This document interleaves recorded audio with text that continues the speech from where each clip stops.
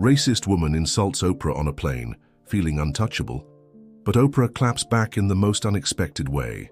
She buys the entire plane, leaving everyone in shock. The result? Tears, regret, and an epic life lesson. If this story interested you, don't forget to subscribe to our channel and tell us which city you're watching us from. We'll keep going. The rhythmic tapping of rain against the enormous windows of Chicago O'Hare International Airport created a melancholic symphony that morning. Victoria Stone, impeccably dressed in her tailored charcoal suit and Christian Louboutin heels, barely noticed the weather as she strode purposefully through Terminal 3, her Louis Vuitton carry-on trailing behind her with quiet precision. At 38, Victoria had mastered the art of commanding attention without seeking it. Her perfectly styled copper hair, sharp green eyes, and the confident clip of her heels against the airport floor made other travelers instinctively step aside. She was running ahead of schedule, as usual. Being early was a personal brand she'd cultivated over 15 years of climbing the corporate ladder at Marshall & Reed Consulting. The upcoming conference in Atlanta wasn't just another business meeting. As Senior Vice President of Strategy, Victoria knew this presentation could finally earn her the coveted position of Chief Operations Officer. She'd spent months preparing, analyzing every potential question, and crafting responses that would showcase her expertise. The promotion would validate everything she'd sacrificed to reach this point: relationships, leisure time, and the possibility of starting a family. Flight 2847 to Atlanta is now boarding first-class passengers. The announcement echoed through the terminal. Victoria allowed herself a small smile. First class was another reminder of her success, a stark contrast to the cramped economy seats she'd endured early in her career. As she approached the gate, Victoria observed her fellow first-class passengers with practiced discretion. She'd learned to categorize people quickly, the distinguishing characteristics of old money versus new, genuine success versus inherited privilege. It was a skill that had served her well in corporate America. The gate agent's smile brightened upon scanning her boarding pass. "Welcome aboard, Ms. Stone. Have a pleasant flight." Victoria nodded curtly, already mentally reviewing the key points of her presentation. Settling into seat 2A, Victoria immediately arranged her space with mechanical efficiency. Laptop positioned. For easy access, phone charged and on airplane mode, presentation notes within reach. The soft leather seat embraced her as she began to review her documents one final time. She was so absorbed in her work that she barely registered someone settling into the seat beside her. It wasn't until she caught a whiff of subtle jasmine perfume that Victoria glanced sideways, then quickly returned to her papers.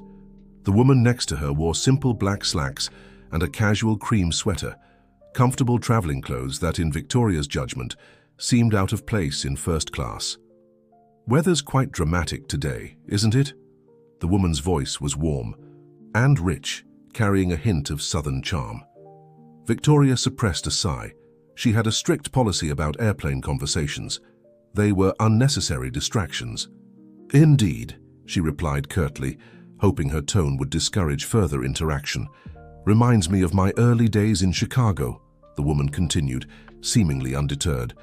"Though back then, I was usually watching the rain through the windows of a city bus, not an airplane."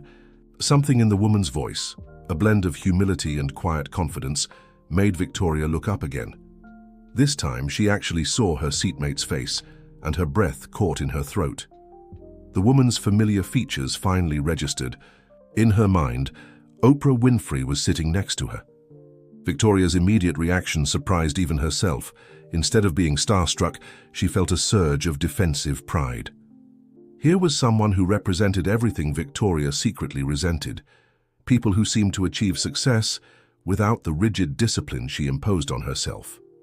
"Must be nice," Victoria found herself saying, her voice carrying an edge of sarcasm. "Being able to reminisce about bus rides while flying first class. Some of us are still working our way up." The moment the words left her mouth, Victoria knew they revealed more about her own insecurities than anything else. But rather than showing offense, Oprah's eyes sparkled with understanding and something else. Was it amusement? Interesting. Perspective, Oprah replied thoughtfully. Though I've found that true success isn't always about working our way up. Sometimes it's about working our way inward. The statement hung in the air between them as the plane began to taxi.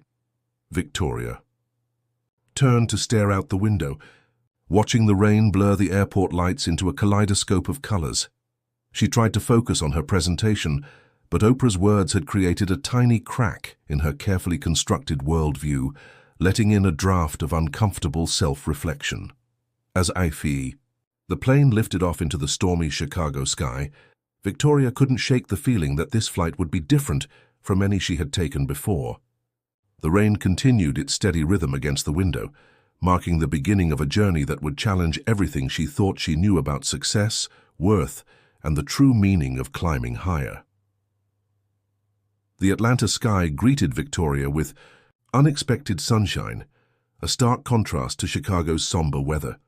As passengers began gathering their belongings, Oprah turned to her once more. Sometimes the universe puts us exactly where we need to be, even if we don't realize it at the time.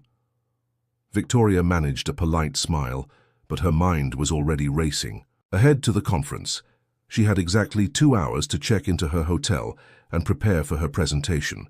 As she stood to retrieve her carry-on, Oprah handed her a business card.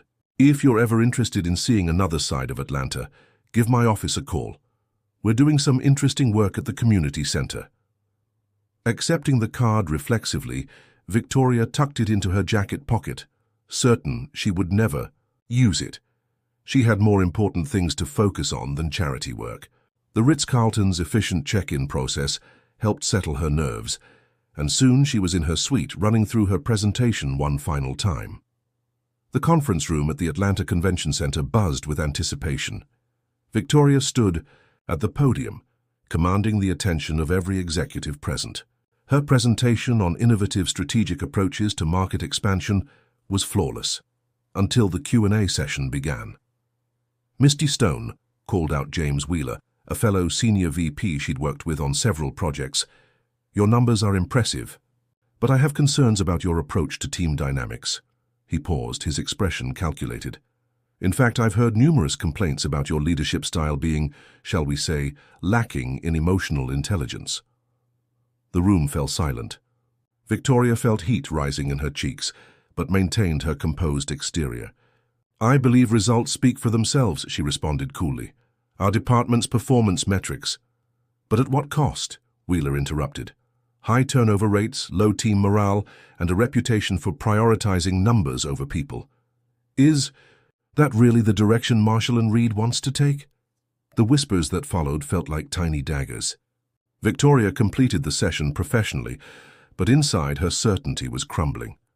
Back in her hotel room, she paced restlessly, replaying Wheeler's words. He'd blindsided her, deliberately undermining her chances at the COO position. Needing a distraction, she turned on the TV. As if the universe was playing some cosmic joke, Oprah's face filled the screen. The local news was covering the opening of a new wing at her Atlanta Community Center. The reporter spoke enthusiastically about the center's impact on local youth, highlighting success stories of teenagers who had discovered their potential through its programs. Victoria's hand unconsciously moved to her jacket pocket, feeling the business card she'd received earlier. The camera showed Oprah working directly with the teenagers, her designer-free outfit suddenly making perfect sense. This wasn't about appearance or status. It was about genuine connection. A particular story caught Victoria's attention. A young girl spoke about how the center had helped her overcome her fear of public speaking. Ms. Winfrey taught me that our biggest obstacles are often the stories we tell ourselves about who we are and what we deserve, the girl said, her confidence evident. Victoria sank into the plush hotel chair, Wheeler's accusations echoing in her mind. Had she become so focused on climbing the corporate ladder that she'd lost sight of the human element? Her fingers traced the edges of Oprah's business card as she remembered their conversation on the plane. The next morning, instead of joining the conference networking breakfast, Victoria found herself standing outside the community center. The building was modern but welcoming, with floor-to-ceiling windows that flooded the space with natural light. Through the glass, she could see Oprah engaged in an animated discussion with a group of teenagers. Victoria's hand hesitated over the door handle. For the first time in years, she felt uncertain about her next move. She was used to boardrooms and business strategies, not community centers and personal connections. The polished facade she'd spent years perfecting suddenly felt like a barrier rather than an asset. A young girl pushed past her to enter the building, holding the door open with an expectant look. "Are you coming in?" she asked, her direct gaze reminding Victoria of her younger self, before she'd learned to measure her worth by her business achievements. Taking a deep breath, Victoria stepped through the doorway. She couldn't explain why, but something told her this moment was more important than any business presentation. As she walked into the center, Oprah looked up and smiled, as if she'd been expecting her all along. The morning sun streamed through the windows, illuminating the space with a warm glow. Victoria felt the carefully constructed walls of her professional persona begin to crack, letting in something she hadn't allowed herself to feel in years: the possibility of change. Inside the community center, Victoria found herself in a world far removed from the sterile corporate environments she was accustomed to. The walls were adorned with vibrant artwork created by the center's students, and the air buzzed with an energy that felt both chaotic and purposeful. "I had a feeling we'd see you here," Oprah said, approaching Victoria with the same warm smile from the plane. "Sometimes the hardest steps are the ones that lead us exactly where we need to be." Before Victoria could respond, a teenage boy stormed past them, his face tight with frustration. "Marcus," Oprah called out, but he continued walking, pushing through the door and letting it slam behind him. "That's Marcus Thompson," Oprah explained, her eyes following the boy's retreat. "Brilliant writer, but he's struggling with self-doubt. Reminds me of someone I just met on a plane." Her knowing look made Victoria shift uncomfortably. Victoria found herself following Oprah through the center, observing as teenagers engaged in various activities, from coding classes to creative writing workshops. She noticed Marcus sitting, alone on a bench outside, aggressively scribbling in a notebook. "Why don't you talk to him?" Oprah suggested. "Sometimes the best way to find ourselves is by helping others find their way." Victoria wanted to protest. She wasn't good with teenagers, especially troubled ones, but something in Oprah's expression challenged her. Walking outside, she approached Marcus, her heels clicking against the concrete. "That must be some story you're writing," she said, attempting to sound casual. Marcus looked up, his expression guarded. "What do you know about writing? You look like you just stepped out of a corporate magazine." Victoria surprised herself by laughing. "You're right. I probably look ridiculous out here." She sat down, maintaining a respectful distance. "But I know something about feeling like you don't belong." Marcus's pen stopped moving. "Yeah, right. Let me guess. You're here to make yourself feel better about your perfect life." His words hit uncomfortably close to home. Victoria thought about her earlier presentation disaster, about Wheeler's cutting remarks. "My life is far from perfect," she admitted. "In fact, I just had someone tell me I'm basically a failure at working with people." Marcus looked at her with newfound interest. "So what are you doing here?" "Honestly, I have no idea." Victoria stared at the community center building. "But I'm starting to think that maybe success isn't what I thought it was." Over the next hour, Victoria learned about Marcus's dream of becoming a writer and the obstacles he faced: a struggling single mother, responsibility for his younger siblings, and teachers who dismissed his talent because of his background. As he shared his latest story with her, Victoria recognized the raw talent in his words. "You know," she said, "in business we have something called strategic planning. It's about breaking down big goals into manageable steps. Maybe we could apply that to your writing career." For the first time, Marcus smiled. "You sound like Ms. Winfrey, always talking about making plans and believing in yourself." They spent the afternoon creating a detailed plan for Marcus's writing development. Victoria found herself drawing on her business experience in unexpected ways, teaching him about time management, setting achievable goals, and the importance of networking. As the day drew to a close, Oprah joined them. "I see you two found some common ground," she observed. Marcus nodded enthusiastically. "Victoria's helping me create a strategy for my writing. Did you know she used to write for her school newspaper too?" Victoria blinked, surprised by the use of her first name and the fact that she'd shared that long-buried part of her past. When had that happened?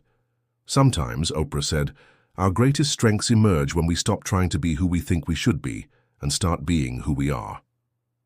Later that evening, alone in her hotel room, Victoria stared at her reflection in the bathroom mirror.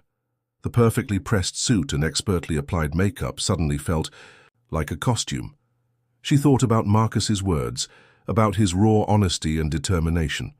Her phone buzzed, an email from Wheeler to the entire executive team, subtly highlighting her presentation's shortcomings. Usually, such political maneuvering would have sent her into a spiral of anger and determination to prove him wrong. Instead, she found herself thinking about Marcus's story, about the character who discovered his true strength only after losing everything he thought defined him. Victoria opened her laptop, but instead of working on her conference presentations, she began typing something else, a letter to her team back at Marshall and Reed. For the first time in her career, she wrote from a place of vulnerability, acknowledging the walls she'd built and the cost of her single-minded pursuit of success. She wrote, she could almost hear Oprah's voice, "True power comes from living your authentic truth."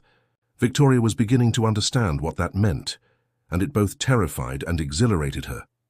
3 weeks had passed since Victoria's first visit to the community center, and her world had shifted in ways she never imagined. She'd extended her stay in Atlanta, working remotely and spending her afternoons at the center.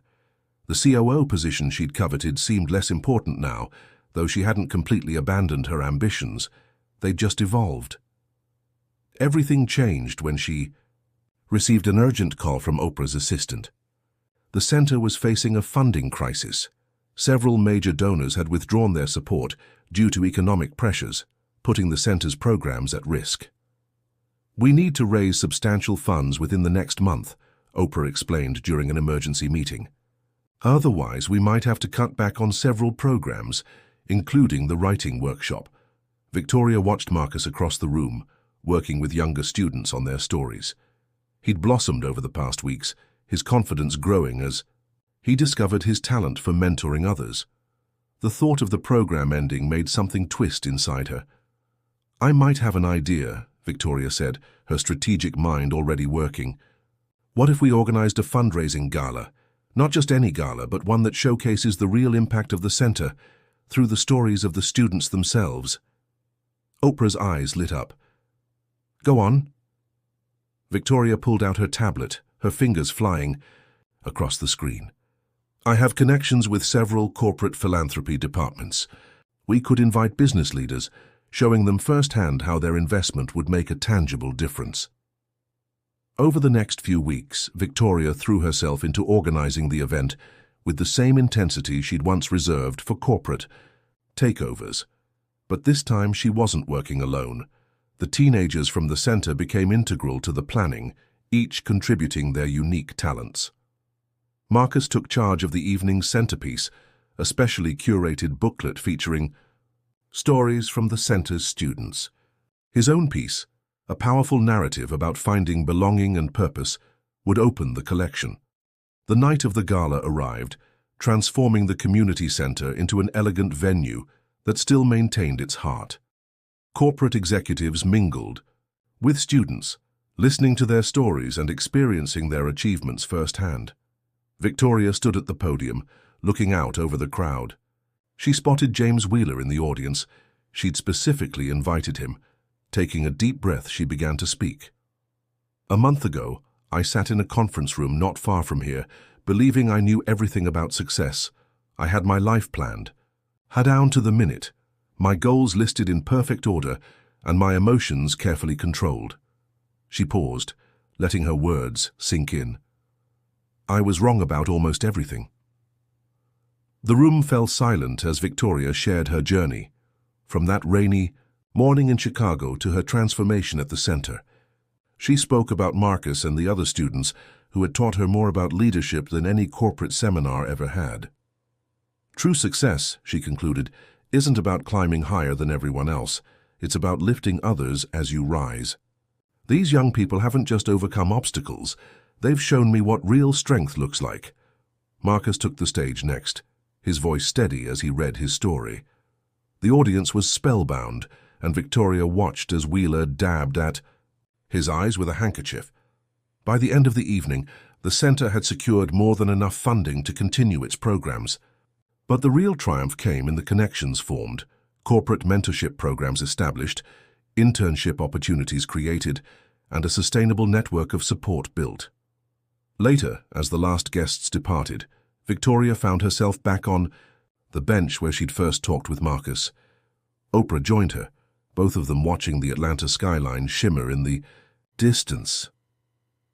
"You know," Oprah said, "that morning on the plane, I saw something in you. The same thing I see in many of our students, a light trying to shine through walls built for protection." Victoria smiled, remembering her initial judgments and defensiveness. "I needed those walls back then. I thought they made me stronger. And now? Now I know that real strength comes from letting people in, from being vulnerable enough to learn and grow." She looked at the community center, at the place that had become more home to her than any corporate office. "I'm not leaving Atlanta," she announced. "I'm going to open a consulting firm here, focusing on connecting corporations with community initiatives. Wheeler actually suggested we partner on the venture."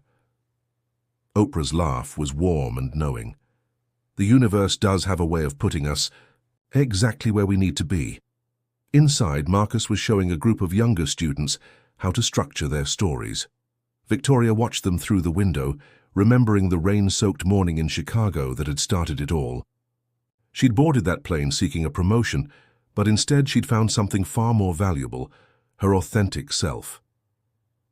The Atlanta night was warm and clear, so different from that stormy Chicago morning. Like her, it had transformed into something unexpected and beautiful. As she sat there, Victoria realized that sometimes the best journeys aren't about reaching a destination, but about finding the courage to change course along the way.